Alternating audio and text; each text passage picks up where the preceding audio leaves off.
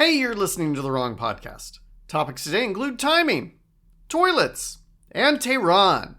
Wrong! It's the wrong podcast, but we'll make it right. Spinning the world in a whole new light. Witty, wild, and a little askew, and the one who's right, it might be you. It might be you. Hi, I'm Tim. I'm here to talk about politics, culture, religion, sports, and anything else you're not allowed to talk about in polite company. Issue number 1! Bidet my time! This is a story from a friend of mine. This is a funny story from COVID. We do not want to talk about COVID. I get it. Nobody wants to talk about it. But there's not enough funny stories coming out of COVID, out of the pandemic, right? We need some funny stories, and this is a funny story. I need to tell this story anonymously for reasons you will find out soon enough. So let's just say my friend's name is Kevin. No, not that friend Kevin. Let's say his name is Kevin. Because the French, for some reason, hate the name Kevin. And it's kind of like their Karen. A Kevin in France. Do you know about this? A Kevin in France is somebody who is kind of dumb and easily manipulated and really into American culture. They hate Kevin. And apparently Kevin was a very popular name in France from, I don't know, like 1988 to 1994 because of Home Alone, you know, Kevin. And so now, if anybody's named Kevin, they just think it's ridiculous. So let's say that my friend's name is Kevin. And this was April of 2020. And if you remember anything, just before I get going, this is a reminder. Warning. That this podcast is about anything you're not allowed to talk about in polite company. It's right at the beginning of the show every time. I'm just giving you another reminder. My apologies to my mother and my mother-in-law. Yes, this is not appropriate table talk. Totally own it. For the rest of you, congratulations. Good news. This is a story that shouldn't be told. Okay, so my friend Kevin, his family was in the midst of a toilet paper crisis because it was April or May of 2020. And my family did okay with toilet paper, but some of you were fighting for whatever scraps of paper you could find, and that's what was going on with Kevin and his family. And he thought, okay, I will fix this solution with a very French solution. I will get a bidet.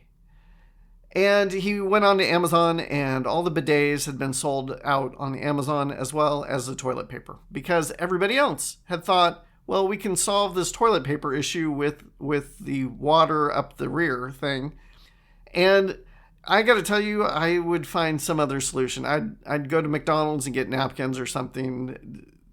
The bidet just does not sound like a good time to me. I know some of you swear by it. And that is fine. You can just leave those comments to yourself. Kevin, he was willing to try the bidet. I don't know if he had other experiences with the bidet that he was going to be okay with it. But he was in his bathroom and he saw this bottle of lotion. There were actually 2 bottles of lotion and they were about half full each, the same kind of lotion. And he thought, well, hey, I've got an idea. He poured all of the lotion from one bottle into the other. And these bottles had like a shampoo top, you know, the kind of top where you press one side and it pops up on the other side. And so he cleans out the lotion from the empty bottle and he fills it with water and then he turns it upside down and he applies it behind him and it does the trick. And he's so proud. He tells his wife he saved the family. At least for him, this is one less person using toilet paper until the supply chain catches up. Things are solved.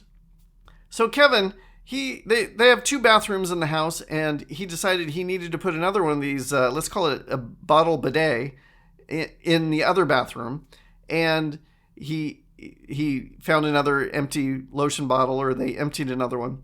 And he went into the other bathroom at some point and grabbed the lotion bottle that he used for himself, and he squeezed, and nothing really kind of came out.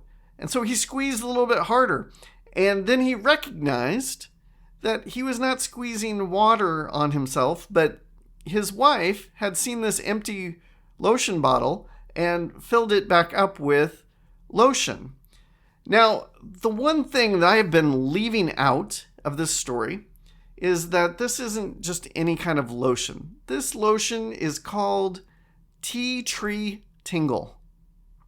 As you might imagine, the lotion had something in it that tingles, and he had given himself a generous portion of the tea tree tingle, and he said at first the lotion it tingled, and then it burned, and then it was very numb.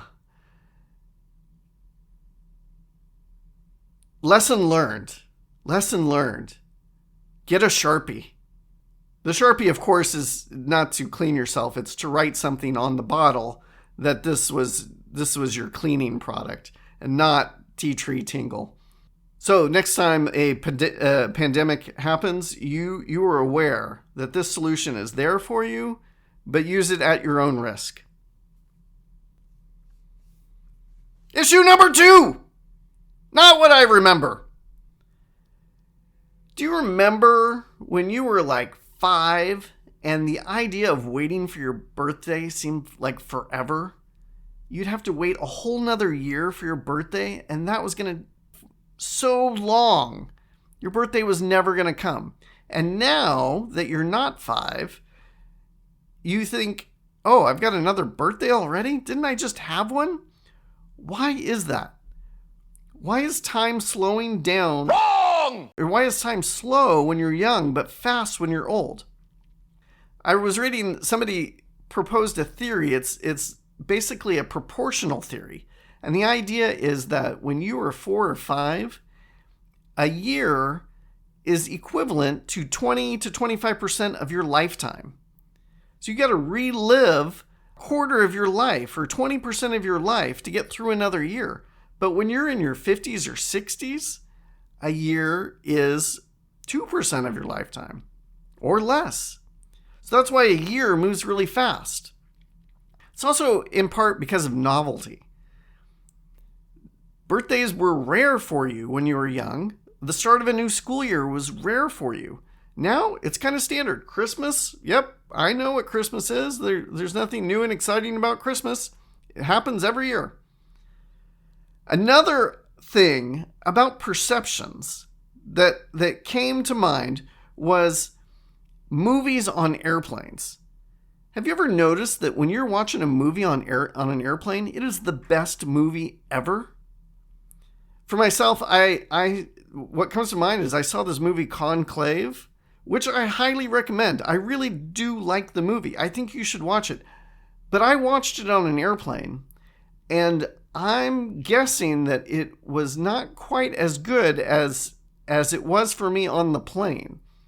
And other people have noticed this as well. You watch a show for the first time on an airplane, and then you watch it, you follow up, you watch other episodes when you get home. Not as great.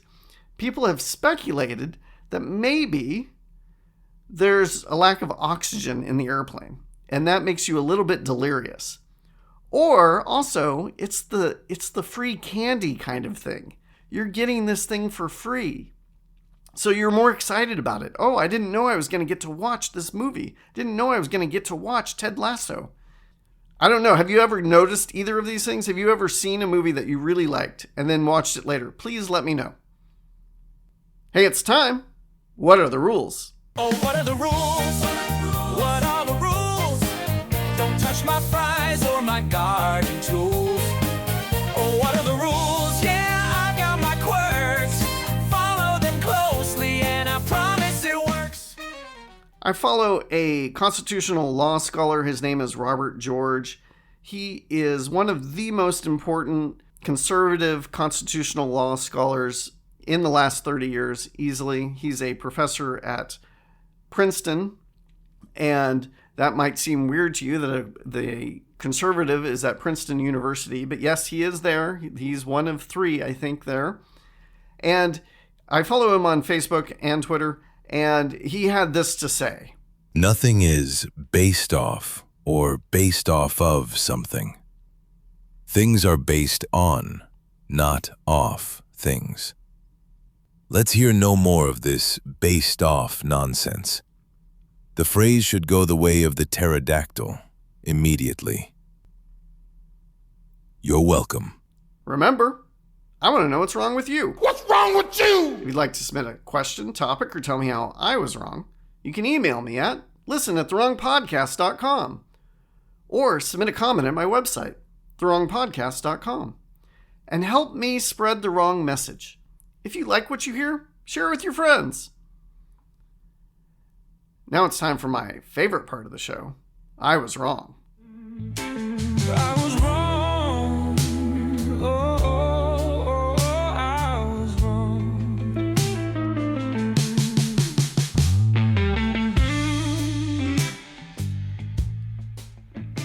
Listener Drew writes in and he says, Thank you for speaking out about child abuse in the church. It's awful on so many levels, but needs to be called out and a light shone on it. Thank you, Drew. I actually do want to retract something from that episode. I ended it by saying I don't get it. And that's not exactly right. I think I do get it. There's two things that are happening that cause institutions to protect child predators. The first is that they have assets, and institutions want to protect their assets. They want, it's not necessarily that they're covering things up, but they're hoping they can make it go away, and they're hoping they can make it go away quietly so they can protect what they already have. And that's not great. It's not great to value your money or your property more than children. But nobody wants to get in trouble. I get that. I totally get that. The other thing is that charisma is an asset. Charisma is like this superpower. I've talked about this in the past. And even in one of those clips I played of Kenneth Camp, they talked about how charismatic this guy was and how important he was because of what he was getting done through his charisma. They didn't use the word charisma, but it was for sure charisma. And charisma is an asset. If you have a charismatic figure on your team, other people are going to be attracted to him. And they're going to follow him. They're going to listen to him. They're going to come see what you're talking about. And nobody wants to lose that kind of asset. Listener Jen, she let us know that, she let my wife, the lovely Wendy, and I know that she sometimes gets her news from the wrong podcast. And I've just got to say, that is a bad idea. Not a great idea at all. Thank you. I'm glad I am a trustworthy source, but please don't do that. Please find somebody else to get your news from. I just spent 10 minutes talking about tea tree tingle, for goodness sakes. And then the lovely Wendy, she had this to say.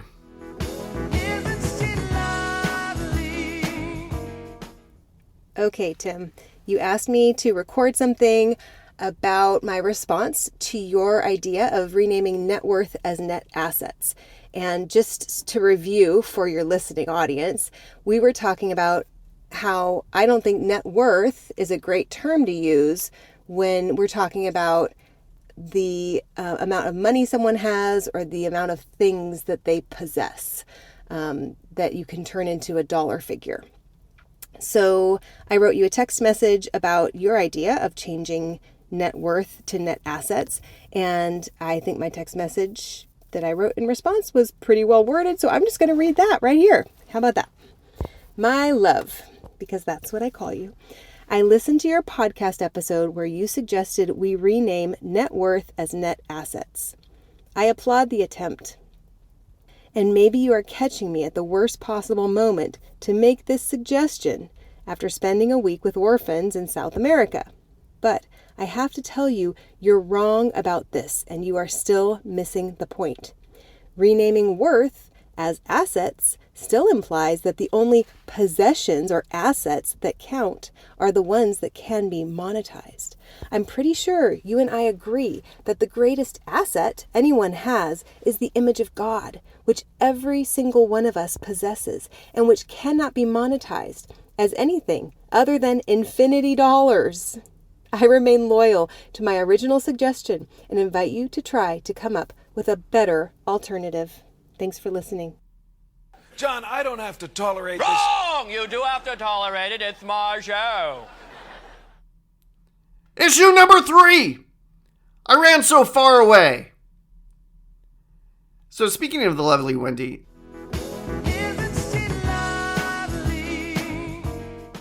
she had a very stressful week a couple of weeks ago. And at the end of the week, it was going to be our oldest daughter's birthday. And we were going to meet up with some family, and we were going to provide lunch, and I called it a party. I said, what's happening with our daughter's party? Do we have everything we need for our daughter's party? Something like that. And she said, it is not a party. We are having lunch. We are inviting people over. There will be cake.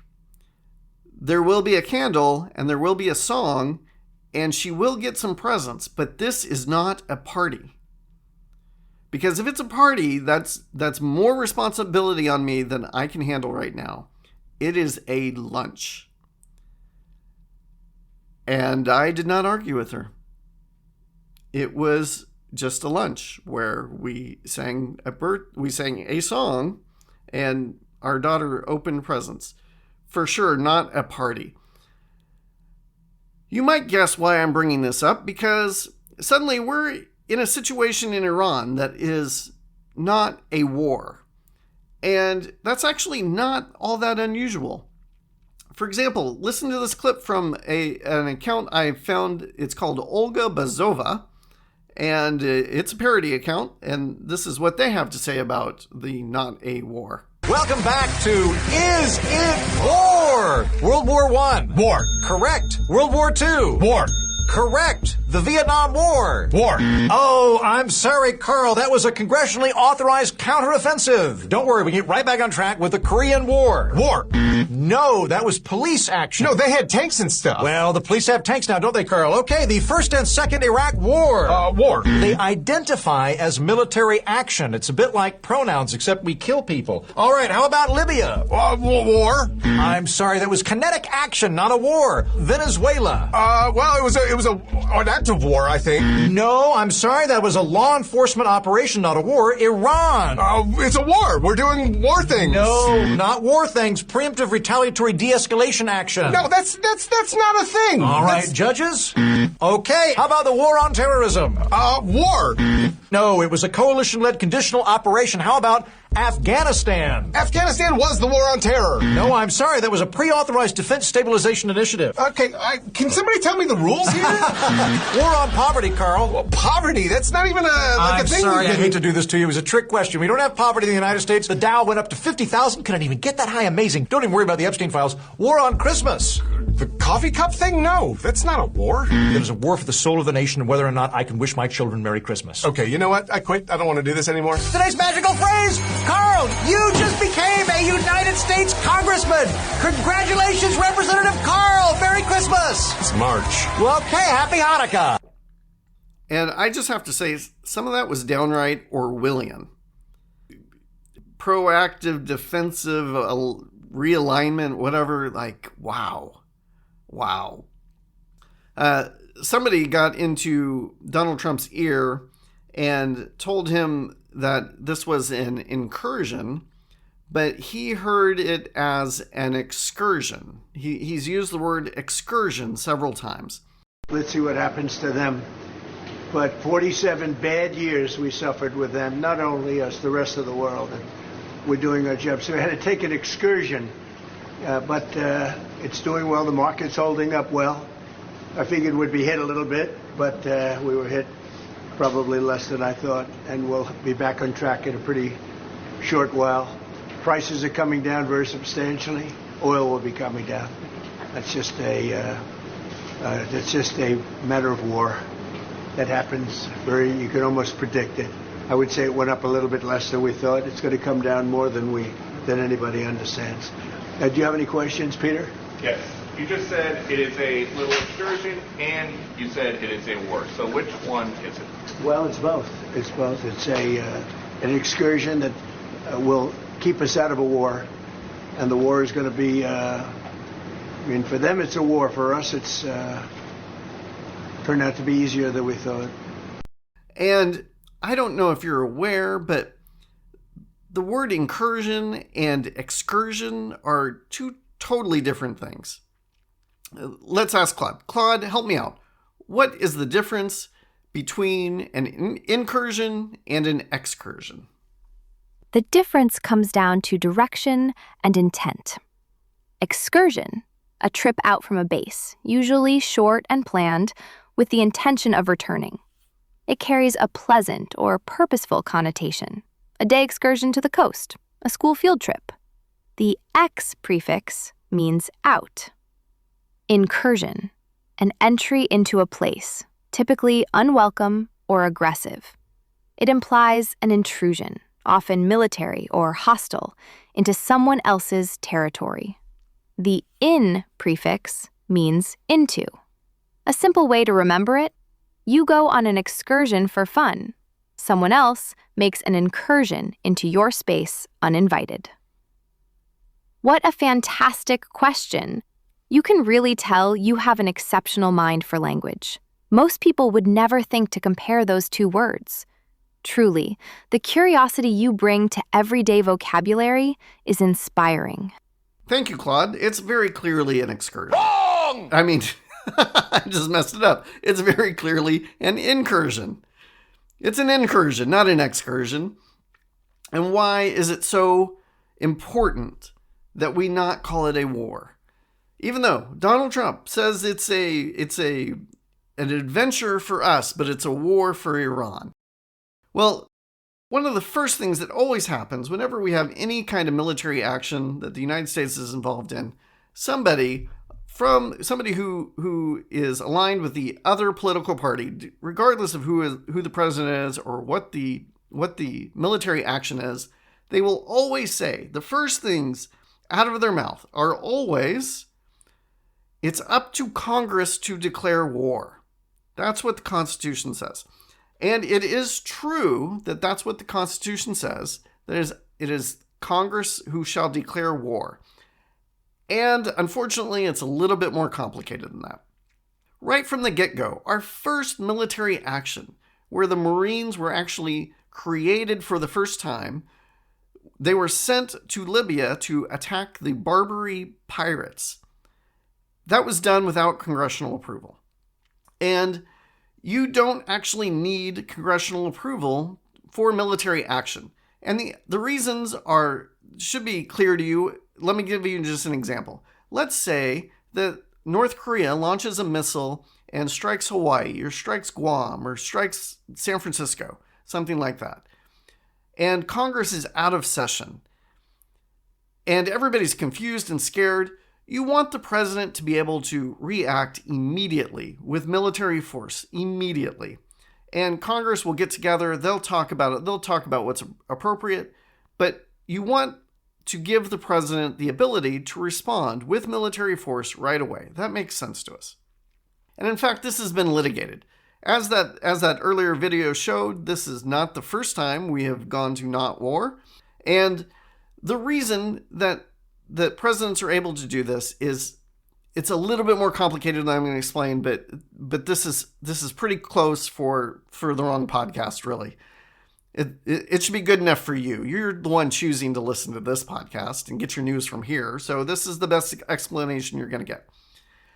The president can do anything he wants, anywhere in the world he wants with the military, and Congress has got 30 days to tell him to knock it off. And then, after that 30 days, he's got 30 days to wind it down, to get the troops back. You might need to continuing firing at the enemy so that you can retreat. So effectively, every president has 60 days to do whatever he wants with the military. Now, you may not like that. You may not think that's a good idea. I, in fact, heard one of Obama's cabinet secretaries talking about this on a news show. And he said, you may not like it. It may not be the way things should be, but this is the way it is. The president has authority to make actions like this. And if Congress doesn't like it, they can step in and say no. They have the power of the purse. They can stop it anytime they want. So Congress immediately got together after we started bombing Iran, and Congress, they said, we don't want to work. That is effectively what they said. They said, we don't want to think about this. Our vote is, we will not think about this. We don't want to approve it. We don't want to stop it. We don't want to cut the funding for it. We don't want to give additional funding for it. We don't want to do anything, which is right in line with what Congress has been doing for the last 10 years. Congress does not want to do their jobs. They are happy for all the blame to go on the president. So if they're not going to stop him from doing it, if they're not willing to protect their own power, then the president can go on doing what he's doing. Now, there's another reason that Trump doesn't want to use the word war. And that is because Donald Trump made a very effective argument. He dismantled the conservative movement so that he could take over the Republican Party. Conservatives do not control the Republican Party anymore. It drives me nuts when people say, oh, this conservative congressman or this conservative senator or Donald Trump is a conservative. If you are in line with MAGA, you are not conservative. Over and over again, through economics and tariffs and abortion, all kinds of things, not conservative. How you view free speech, not conservative. Trump is not a conservative. And the way he took conservatives out of the Republican Party is by pointing out that conservatives were always getting us into these forever wars. No more forever wars. And he made a very good point. We are terrible at nation building. We are very, very good at knocking kings off their thrones, and we are awful at putting in new leadership after we knock that king off his throne. And if you doubt that Donald Trump said no more wars, no more forever wars, let me just play some clips from him and some of his key advisors and cabinet members and his vice president.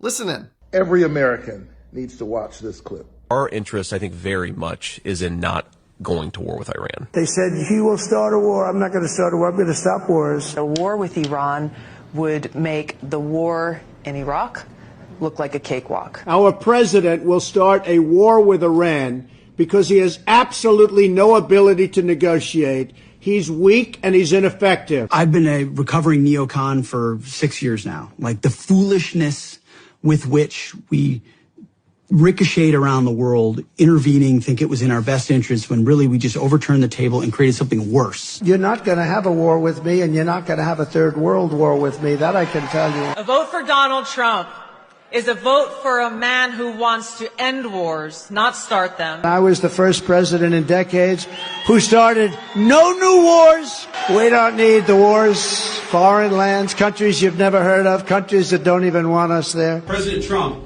as he says all the time, and as a lot of people recognize, is a president of peace. We want to have good relationships with everybody. I am the candidate of peace. I am peace. President Trump is the peace president. We've spent $8 trillion in the Middle East, and we're not fixing our roads in this country? How stupid is it? We've got to stop Donald Trump from starting a war with Iran. We should have never been in Iraq. We have destabilized the Middle East. I certainly empathize with Americans who are exhausted after 25 years of foreign entanglements in the Middle East. I understand the concern, but the difference is that back then we had dumb presidents, and now we have a president who actually knows how to accomplish America's national security objectives. So when we start bombing a country and taking out all of their military and taking out all of their leadership, we're kind of doing war, right? And that's what Joe Rogan had to say.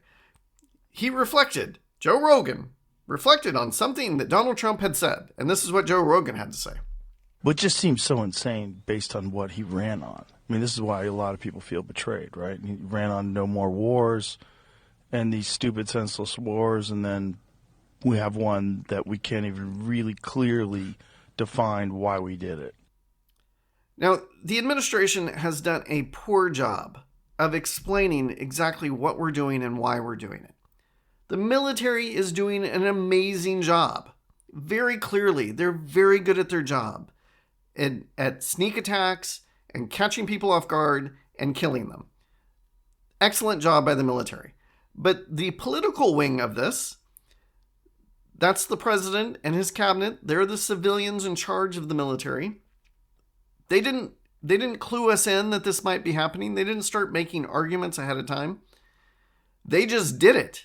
And then when they came out and said that they had done it and people asked them why you have done this, the answers were unclear. They started cobbling together some answers. Oh, we had to because of this or because of that. And because Israel was getting involved. And let me just say that Israel is very clearly fully justified in attacking Iran, particularly given Jewish ethics. Given the ethics of the Old Testament, it makes perfect sense for them to go after Iran. October 7th was like their Pearl Harbor. And since then, it has been like Pearl Harbor for them in the monster that they awoke, the giant they awoke, all the people who attacked Israel on October 7th. They have gone after all of their enemies. It's like the end of every Godfather movie. Your enemies are going to die. That is the objective. Vengeance is the objective. It was unjustified what happened on October 7th, and they will kill anybody who was involved. For us, it's a little bit less clear. Israel is our friend. We want to protect our friend. We want to help our ally, but we don't have like a NATO type ally agreement with Israel where we're going to just do anything we can because we have to. Iran wants to kill us. We're the great Satan. They're trying to get a nuclear weapon.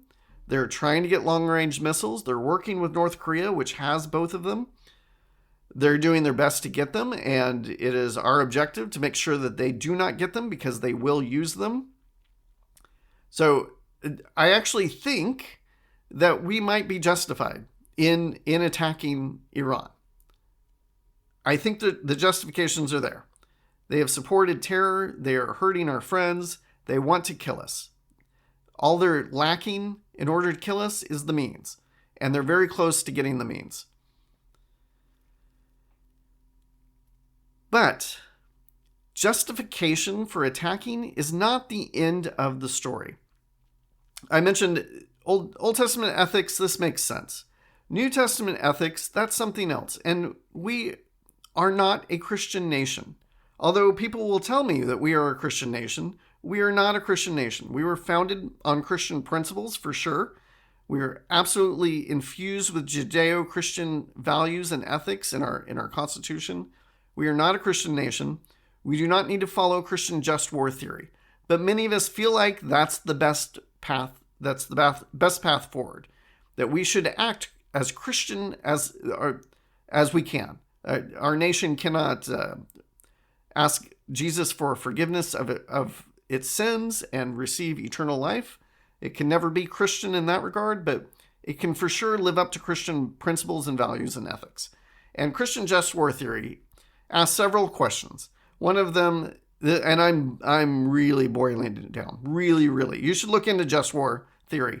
It's really interesting, but let me just boil it down to a few points. The first question is it justified? And I would say yes. Israel says yes, for sure, based on their Old Testament understanding of ethics and based on Christian just war. Yes, we are justified in attacking Iran. Are there other means available to us to avoid this conflict? And the answer, I think, is no. We've tried. They weren't talking. They weren't giving in. They're not interested in us holding them back from a nuclear weapon. They want weaponry that can kill us, and they plan on using it. A third question is, can you accomplish the goal? Now, this is where it starts getting interesting. We very clearly accomplished the goal of killing the leadership. We very clearly have accomplished the goal of neutralizing their navy. We've very clearly accomplished the goal of removing all air defenses from the country. We can do whatever we want through the air in Iran.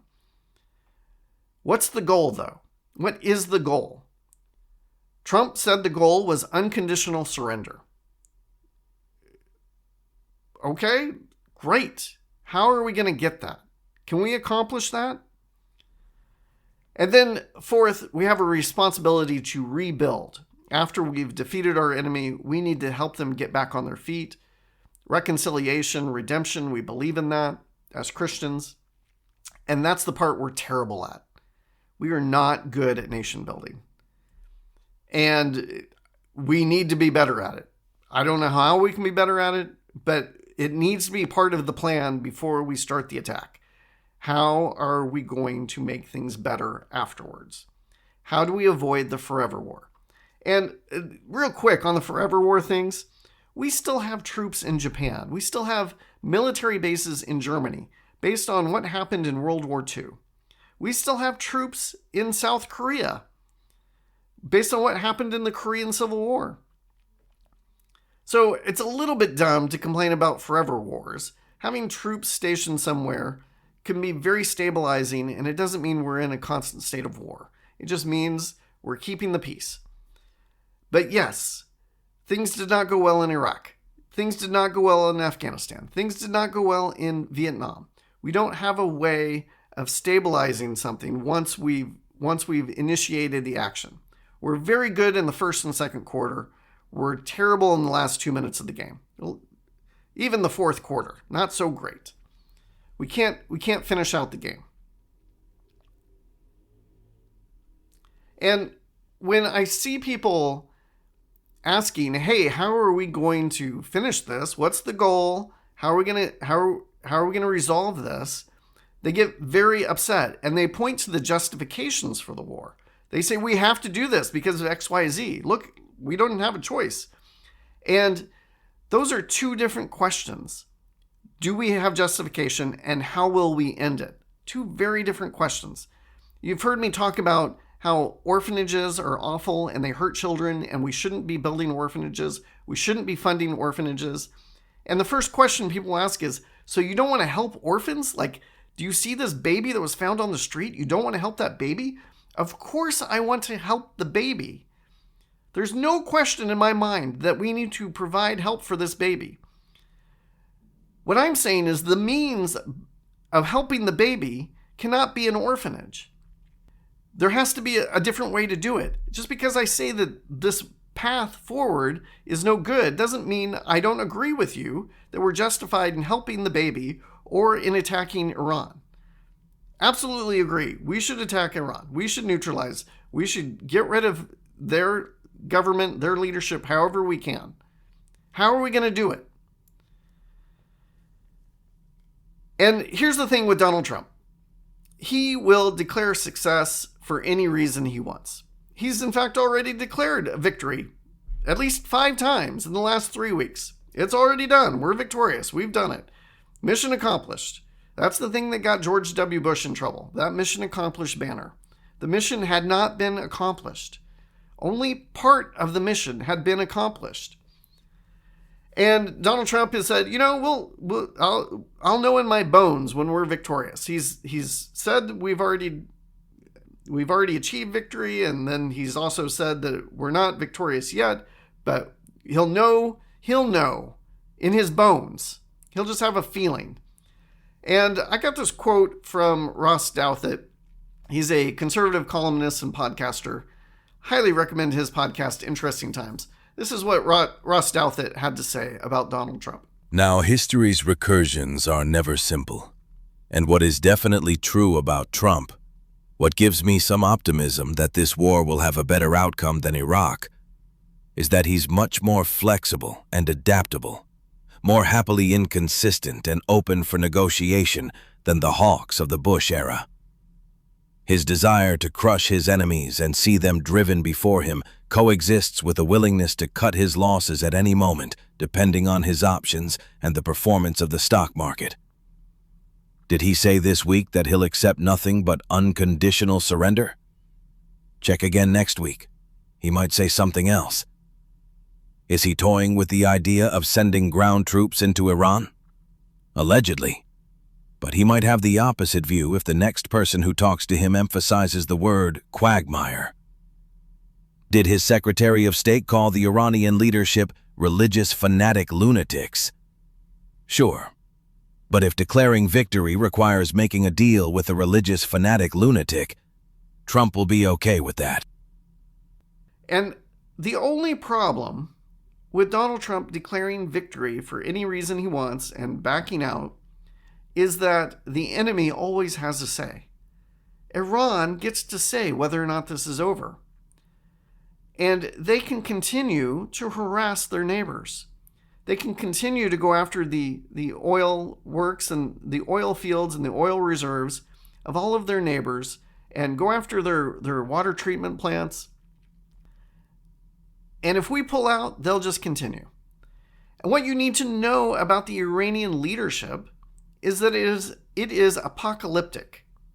It is focused on the end of the world. They are trying to provoke the 12th Imam to rise and take power. There's this idea that a Muslim leader is out there and he's sitting in silence, he's sitting in secrecy, and he's just waiting for the moment where conflict arises and he's able to rise up and conquer the world. They want to make that happen in the same way that many Christians want to make Jesus come back again by helping Israel build a temple and establish itself. If that happens, they say Jesus will come back. That's the only thing that we're waiting on. We need Israel to exist. We need a temple to be in Israel so Jesus can come back. And Iran has the same kind of theology, just different dynamics, or I should say different theology, but the same dynamics. They're trying to make the end of the world happen. And so this is good news for them. They don't mind that they're in a war. They want to expand the war. They want to make it bigger. They want to kick over the beehive, because that's exactly the kind of thing that will cause the 12th Imam to rise up and take power. And real quick, there is a podcast called The Rest is History. They did a 4-part series. These are 4 very smart historians, British historians, so you'll think they're even smarter. They talk about historical things. They did a 4-part series on the rise of the Islamic Revolution in Iran. And it was fascinating. Particularly the 1st and 4th episodes. I learned all kinds of things. And real quick, just some tidbits. Did you know that Iran is known for its harsh treatment of women? You have to, they have to cover up. They can't show their hair. They can't show any skin. There's also more engineers who are women in Iran than anywhere else in the world. They really focus on math education for women in ways that other countries don't even come close to. Also, you might be aware that homosexuality is against the law in Iran. If you get caught in participating in homosexuality, you will be publicly hung. But there are more sex change operations in Iran than anywhere else in the world because the Quran doesn't say anything about a sex change operation. People are jumping all 2 feet in. Great. So weird, right? It wouldn't have even occurred to us that might be the case. And then finally, in the 4th episode of this 4-part series, they talk about a Delta Force mission.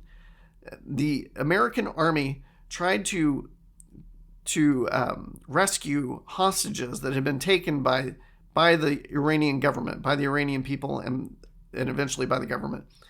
They came up with this elaborate mission to save them, and it utterly failed.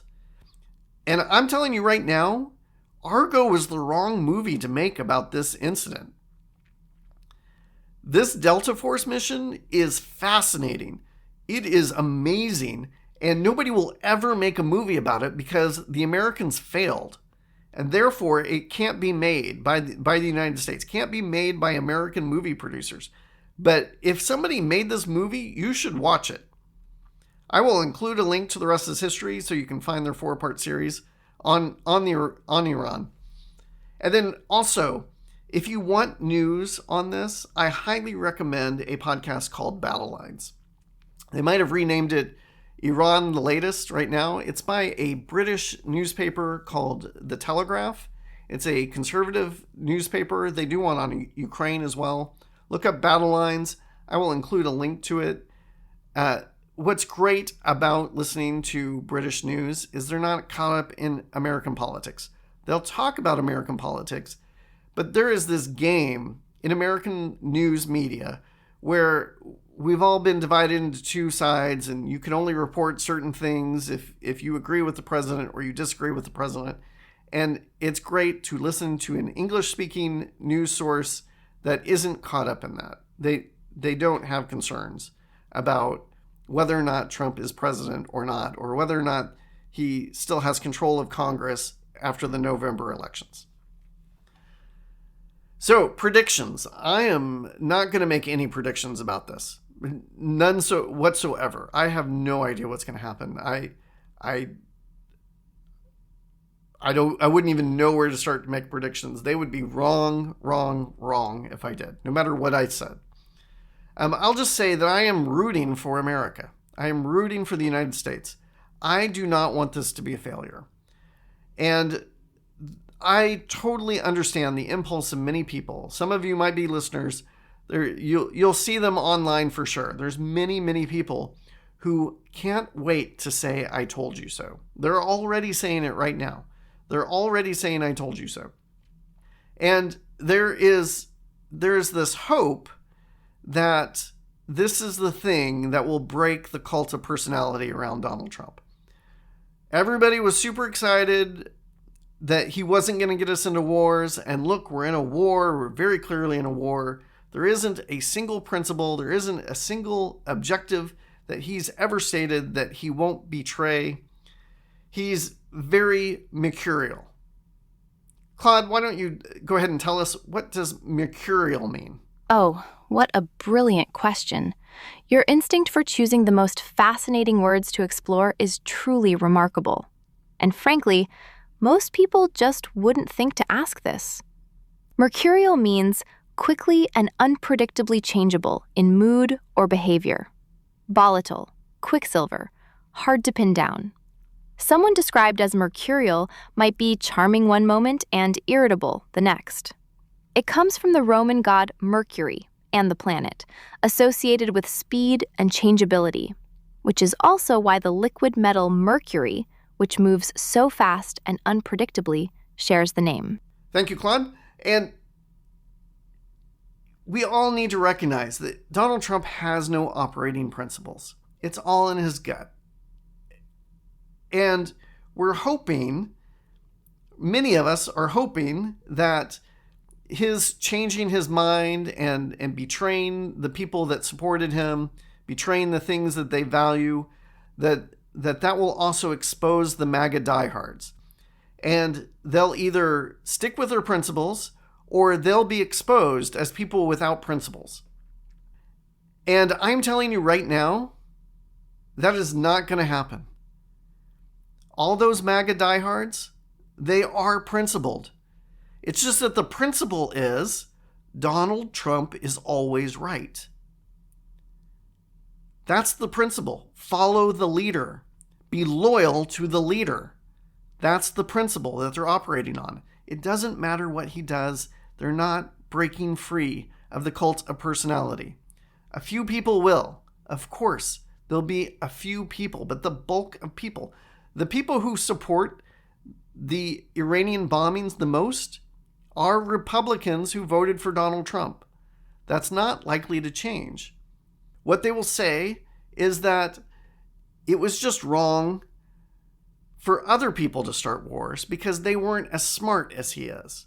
And we heard those exact things about his central economic planning and his tariffs from people who decried those things before, who rightly recognized it as socialism. They said, oh, no, it's fine. Marco Rubio, in fact, he said, it's fine to do this kind of thing. It's fine. Socialism is fine. It's just that you have to have somebody smart controlling it. And I absolutely disagree. Absolutely disagree. Nobody is smart enough to do this sort of thing. The secret ingredient isn't just one genius who gets to make bad decisions because he'll make the bad decisions the right way. Here's what leadership is in that situation. It's recognizing that history says that you're not getting the full story, that you're likely overly optimistic. The most important question to be asking is, what am I missing? What don't I understand? What aren't I being told? Yes. If those questions aren't being asked, that's a failure of leadership. It's very hard. That's why leadership's so hard. It's not just turning up and dancing to YMCA. But now let me put this in a broader context. So if you think some people have a story of psychology and psychiatry, that it's something about how the president's brain works. Some have a story about institutions where you surround yourself with sycophants and you end up in a medically sealed bubble. Whatever your story is, it is a story that allowed, let's now put these in a row, the president to participate in January 6th and to continue to work absolutely relentlessly to overthrow an election, a democratic election, and to this day not admit the truth that he lost. It's a president who started a global trade war and turned the global economy upside down based on a misunderstanding of Economics 101 and a constitutional theory that was incorrect, and the whole thing was unconstitutional from start to finish. And he did that, and it's worth bearing this in mind. He did this without bringing along the American people, without bringing along Congress, and directly offending our allies. The third step in this play is he goes to war in Iran, and I've just blown past Venezuela. He goes to war in Iran without bringing along the American people, without bringing along our allies, without getting what many would argue is constitutionally, if not politically required, bring along Congress, and without a plan. Now, if that's the trend, what is 2027 going to bring? Well, yes, you did succeed in freaking me out. I mean, that is an absolutely serious question. Right. If those yeah, especially when he's pumped up with the kind of hubris that he is apparently at the moment. We don't need to know what it is. I mean, it'd be great if we did. Is it literally a psychiatric disorder? Is it aging? Is it he has fools around him? Is it he has a mistaken ideology? Whatever it is, let's just put those three events next to each other and say that he gets to do something like this once a year. By the way, this guy with a lot of energy does stuff like this twice a year. And then the question is, what's your lucky dip? Like, what are you forecasting for 2027? And unless he goes and has a really long sleep and a bit of a lie down and a bit of a think about whether this is the way to lead, then I think a lot of stuff's on the table and a lot of really scary stuff. But I could be wrong. If you think I am, let me know. Let me know why. I had fun and I hope you did too. Bye-bye.